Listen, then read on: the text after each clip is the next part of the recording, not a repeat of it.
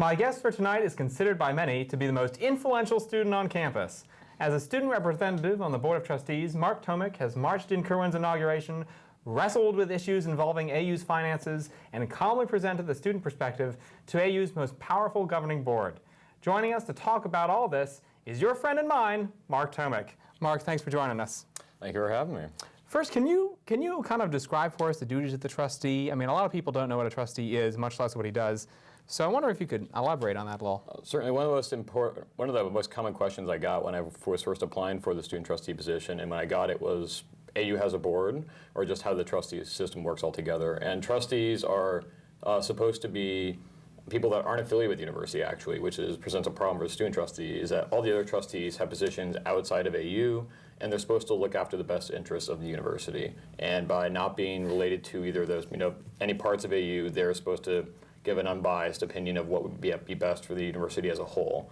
So they set the general policy, so they set the wide-reaching scope of the university. They help hire the president. They're responsible for a lot of fundraising for the university as well. We recently, this year was a busy year in that the contract for President Kerwin was signed as well earlier in the year.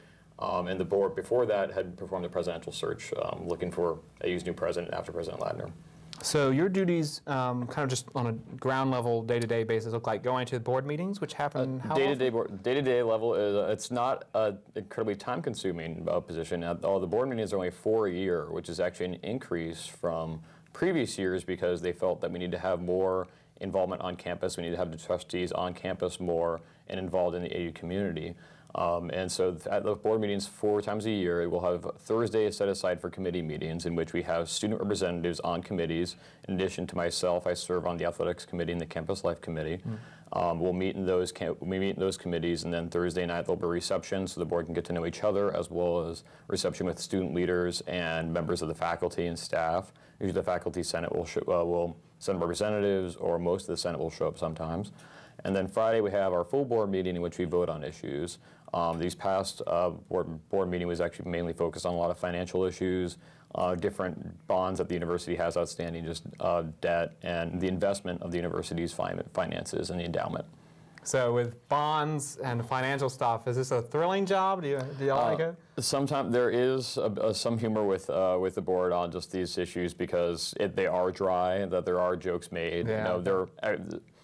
Before I got to really know the position, you were thinking that these trustees, titans of industry, right, or presidents of corporations, and there's me. I'm here because on a scholarship, but they are very nice people. They want to get to know AU. They want to know what the student perspective is. And one of the benefits of having a student on the board is that a student can be there to offer their opinion about what's going on, what students are feeling about new construction issues, especially since the board has to approve. We got notice about the SIS building construction and when we're going to try to get SOC started. So there's a lot of those facilities issues that really impact students' day-to-day life, and that's where it's helpful to have a student voice on board. Definitely. What first interested you in doing this position? Because it seems like, did you anticipate a lot of dry issues, or were you thinking, what interested you in being on the Board of Trustees? What interested me is just having, well, first I was actually invited to apply by a friend who they said that they thought I'd be good for it. So they said, here, this position's opening up. I'm only the second trustee to serve, and the student trustee position. So it was definitely a new position, and just through the amount of experience I've had in different clubs, I'm a part of the pep band, AU ambassadors. I've been giving tours of campus for a while now, and I work for the University College program as a program associate, which really allows PAs to get to know the university, because not too many times do the academic side of the house and the campus life side of the house meet in one position, and that's what the program associate does. So you're able to see where the university does a really good job of coming together, and you're able to see where the university doesn't really work as a cohesive unit. Right. So in that position where we're both a student staff member with about 7 different bosses thrown between academics, campus life, and housing and dining, you really get to see where the cracks are and where we do a really good job with. Right. I think there's a lot of confusion out there as to what exactly the Board of Trustees do. There's always talk on the Daily Jolt or somewhere, take this to the Board of Trustees. What do they look at? What are appropriate issues? And what should be brought to the board and what should not be brought to the board?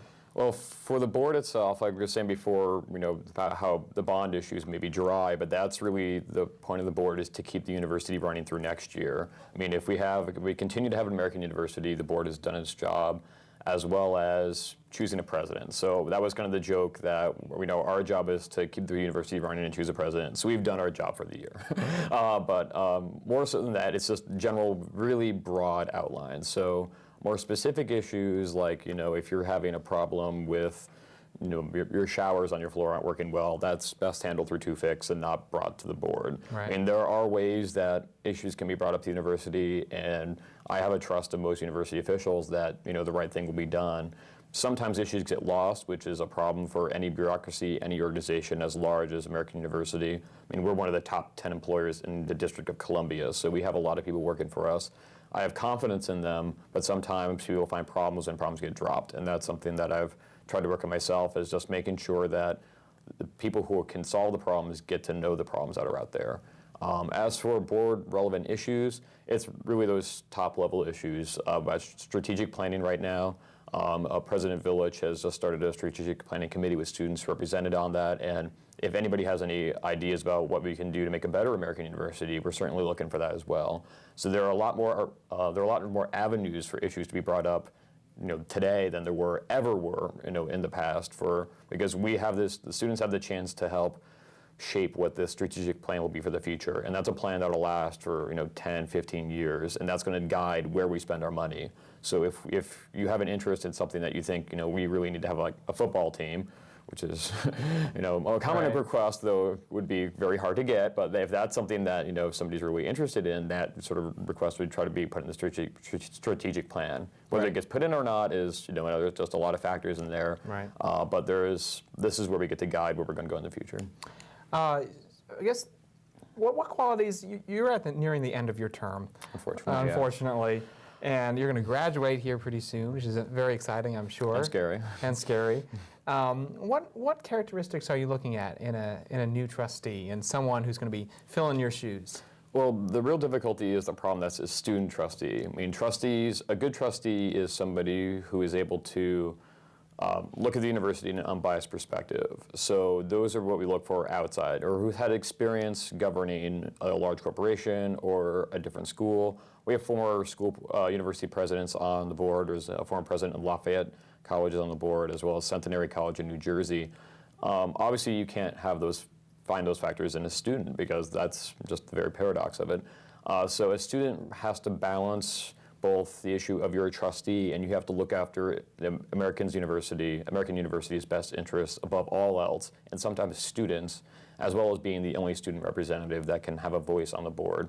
The student union president and the Student Bar Association president and the graduate student president all get to go sit and act as representatives to the board, but they're more of, if a question is asked to them, they're there as a resource rather than being able to jump in and say, hey, what about that? Hey, what's going on here?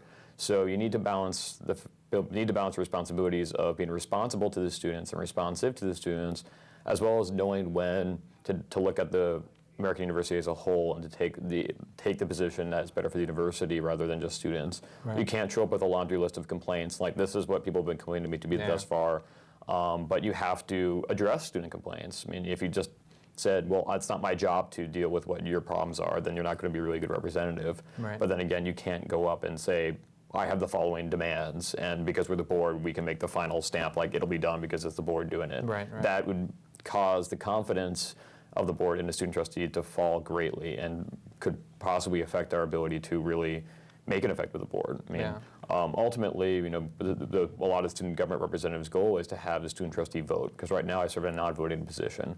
So I can stay there through all the meetings, I stay there through the discussions of the voting, and in fact, I've raised some questions before votes just to say what's going on, but the student doesn't vote. Yeah. Well, I want to thank you for coming on. You're going to be graduating, as we mentioned earlier. What are your plans for the future, real quick? Do you have any? I know I'm a junior, and I feel like I'm really running low on plans. Kind of worried about that, and I've got another year left. Sure, you must be in the same boat. Oh, the number one rule of a senior is you don't ask what they're doing after graduation. Oh, Jason. yeah. Well, I'm going to violate that rule. I'm sorry about that.